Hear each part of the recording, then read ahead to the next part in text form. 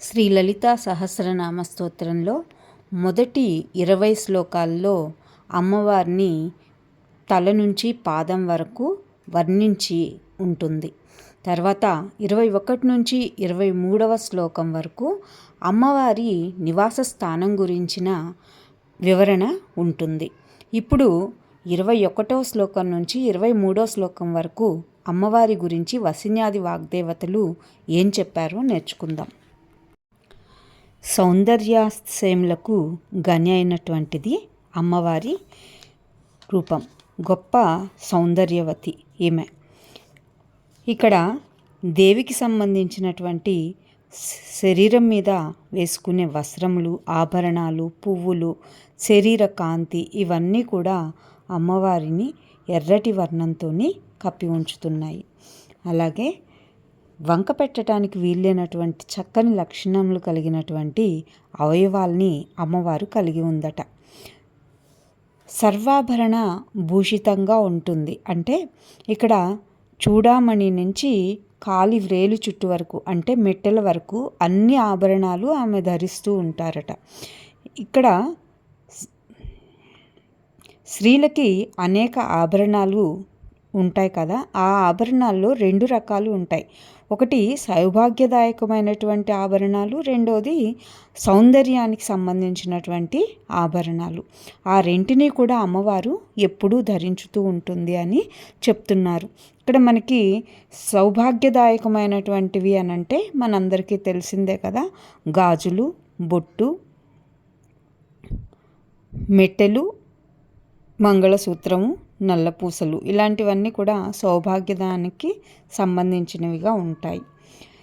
ఇక్కడ కామస్వరూపుడైనటువంటి ఈశ్వరుడిని ఆమె భర్తగా కలిగి ఉంది కదా, అంటే ఆమె శివుని ఎడమ తొడ మీద ఉంది అని చెప్తున్నారు వాగ్దేవతలు. ఇక్కడ దేవి నివాస స్థలం ఎక్కడ ఉంది అనేది ప్రత్యేకంగా చెప్పారు. అంటే అమ్మవారు ఎక్కడ ఉంటుంది అని అంటే ఈ ఆభరణాలన్నీ పెట్టుకుని శివుని ఎడమ తొడ మీద ఎప్పుడూ కూర్చుని ఉంటుందట. సదాశివుని ఇచ్ఛాశక్తి లలితాదేవి, సచ్చిదానంద లక్షణమగు పరమాత్మ, మంగళములను చేసేటువంటిది. ప్రళయకాలంలో జగములన్నీ ఈమెలో లయమవుతూ ఉంటాయి. జీవులు రాత్రులందు ఈమె యందు లయించుచున్నారు. శుభగుణములను కలిగినది, శాంతించున్నది, శివునితో అభేదం పొందినటువంటి స్వరూపం కలది అనే శివము అంటే మోక్షము అని మనకి దేవీ పురాణం చెప్తుంది. శివుని కొరకు పుట్టింది కాబట్టి లోకంలో ఈమె శివయ అని చెప్పబడుతుంది. అలాగే ఆగమమందు కూడా అగ్నికి వేడిలాగా, సూర్యునికి కాంతిలాగా, చంద్రునికి వెన్నెల్లాగా విడదీయరానిదై అవినాభావ బంధంతో ఉన్నట్లు వర్ణించబడుతుంది. అలాగే శివునికి స్వాధీనమైనటువంటి భర్త కలది. ఇతర స్త్రీలకు కూడా వారి వారి భర్తలను వారి వారి స్వాధీనంని చేసేటువంటిది. ఇంతవరకు ఇక్కడ ఏంటంటే వెనుకటి నామాల్లో మనం ఇచ్ఛాశక్తి గురించి తెలుసుకున్నాం.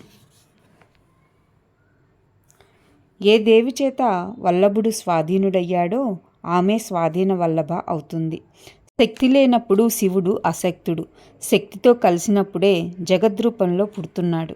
శక్తితో కలవకపోతే శివుడు కదలటానికి కూడా అసమర్థుడు అని సౌందర్యలహరిలో శంకరాచార్యుల వారు చెప్తారు.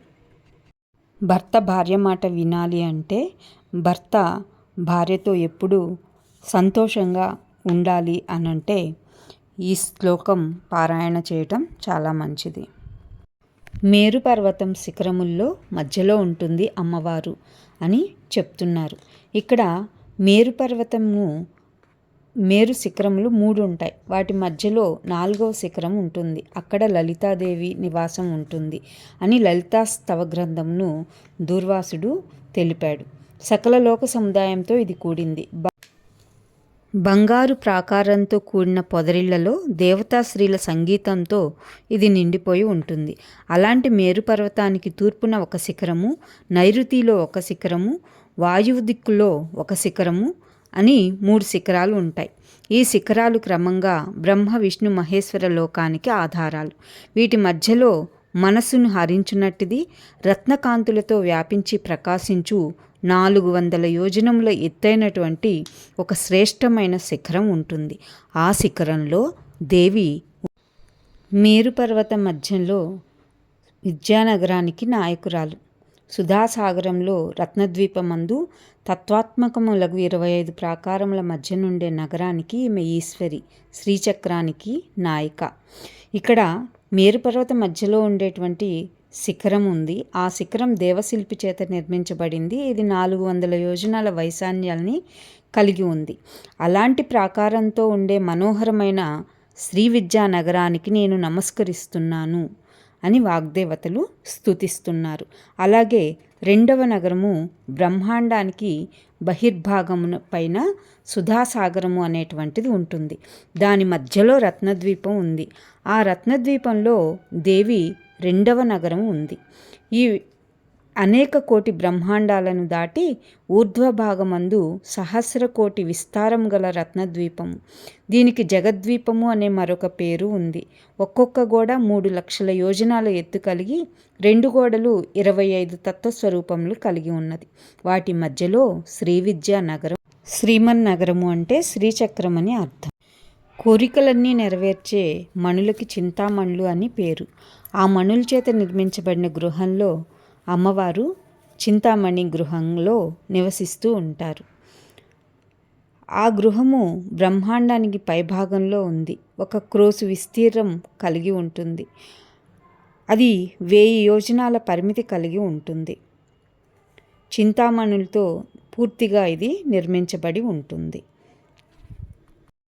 అక్కడ కోరిన కోరికలకి తీరడానికి మంత్రాలు ఉంటాయి. ఆ మంత్రాలన్నింటికీ స్థానం కాబట్టి దీనికి చింతామణి గృహము అని పేరుంటుంది. లోకంలో చింతామణి మంత్రములు చాలా ఉన్నాయి అని, అవన్నీ దేవి మంత్రము నుంచి తయారు చేయబడ్డాయని, ప్రధాన మంత్రానికి అధిష్టాన దేవత అమ్మవారు అని చెప్తున్నారు. అలాగే ఇక్కడ బ్రహ్మలు 5 మంచాకారం గల ఆసనం మీద నిర్మించబడింది ఆమె ఆసనం. ఈ విషయము ఇక్కడ బ్రహ్మ, విష్ణు, రుద్ర, ఈశ్వరులు 4 కోళ్ళు గల శివాత్మకమగు మహామంచం ఉంటుంది. దానిలో మహేశాసనుడు తలగడగా ఉంటాడు. అతి సుందరమగు దాని యందు కశిపుడు, సదాశివుడు, మహేంద్రుడు, పతద్గ్రహుడు ఈ 4 మంచానికి స్తంభాలుగా ఉంటారు. మహాత్రిపుర సుందరి ఆ మంచం మీద పడుకుని ఉంటుంది. ఆగ్నేయపు దిక్కు మొదలుకొని ఈశాన్య దిక్కు వరకు 4 మూలల్లో 4 కోళ్ల వలె 4 పైన స్తంభం వలె ఉంటారు. వీరు మగవారైన శ్రీదేవిని ధ్యానించు వారగటు చేత శక్తి స్వరూపులయ్యారు కాబట్టి కన్నులు మూసుకొని నిత్యధ్యానం చేయువారు అని పురాణంలో తెలుసుకోవాలి. మహాపద్మాటవి యందు ఉన్నటువంటిది అంటే బ్రహ్మరంధ్రం అందలి సహస్రార పద్మంను కలిగి ఉంది. ఇక్కడ గొప్ప పద్మములు కలిగిన అడవిలో ఉన్నటువంటిది అని చెప్తారు. ఇక్కడ పెద్దవైనటువంటి పద్మాలు ఎక్కువగా ఉంటాయి. అవి 5 తాటి చెట్లంత పొడవు ఉంటాయంట. దట్టమైనటువంటి కేసరములతో కూడి ఉంటాయి. ఆ పద్మముల నుంచి మకరంద ప్రవాహం ఎప్పుడూ స్రవించుతూ ఉంటుంది. ఆ పరిమళాన్ని ఆస్వాదించడానికి తుమ్మెదలు గుంపులుగా బయలుదేరుతూ ఉంటాయట. మంచి గంధపు పరిమళ వాయువులు ప్రసరిస్తూ ఉంటే పచ్చని పుప్పొడి పైకి లేచి అంతా వ్యాపించటం వల్ల ఈ పద్మాటవి అనేది పసుపు పచ్చగా ఉంటుంది మనకి చూడటానికి. ఎర్రుపు మించినటువంటి పసుపు వర్ణానికి పింజర వర్ణము అని పేరు. అది ఆ రంగులో ఉంటుంది అని వాగ్దేవతలు వివరిస్తున్నారు. పద్మసుగంధము తరంగములతో చుట్టుపట్టు అన్నీ పరిమళిస్తూ ఉంటుంది. ఇట్లా పద్మాటవిని సేవించుతాము అని చెప్పబడింది. అంటే బ్రహ్మరంధ్రమందలి సహస్రార పద్మముని కూడా పద్మాటవి అనే అంటారు. కాబట్టి శరీరం లోపల ఉండేటువంటి పద్మం 1000 రేకులతో ఉండి తలకిందులుగా ఉంటుంది.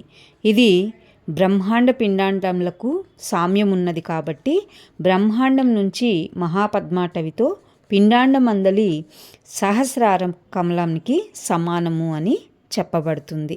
అంటే మన లోపల ఉండేటువంటి కుండలిని శక్తి అనేది జాగృతం కావాలి అనంటే మూలాధార చక్రంలో ఉండేటువంటి కుండలిని శక్తి పైకి లేవాలి అనంటే అమ్మవారిని ధ్యానించాలి. ఇక్కడ మూలాధారం నుంచి మనకి సహస్రారం వరకు ఇది పాక్కుంటూ రావాలి. అప్పుడు మనం సహస్రారంలో అత్యంత ఆనందాన్ని అనుభవించగలుగుతాం. అలాగే అమ్మవారు ఎప్పుడు కదంబ వనవాసినిగా ఉంటుంది. చింతామణి గృహం అమ్మవారి నివాసం అని తెలుసు కదా. దానికి చుట్టూ కూడా కడిమి చెట్ల తోట ఉంటుంది. కడిమి చెట్లు అంటే కదంబం చెట్లు అండి. ఆ తోటలో అమ్మవారు నివసిస్తూ ఉంటుందంట. అక్కడ ఎలా ఉంటుంది అనంటే అందులో ఉండేటువంటి బిందుస్థానమే సుధాస్థానము అనేది. ఇక్కడ పంచయోనులు కల్పవృక్షాలుగా ఉంటాయి. కడిమి చెట్లు పంక్తులుగా ఉంటాయి. వాటి మధ్య ఉండేది మండపం. అక్కడ చింతామణి గృహం ఉంటుంది. సువర్ణ ప్రాకారానికి వెండి ప్రాకారానికి మధ్య 7 యోజనాల దూరం కలిగినటువంటి భూమి ఉంటుంది. అందులో 14 యోజనముల ఎత్తు కలిగినటువంటి కదంబ వృక్షాలు ఉంటాయి.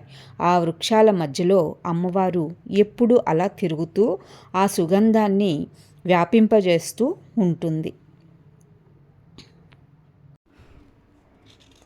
ఎప్పుడూ కామేశ్వరిని చూస్తూ ఉంటుంది కాబట్టి ఆమె కన్ను కామేశ్వర రూపము అని చెప్పబడుతుంది.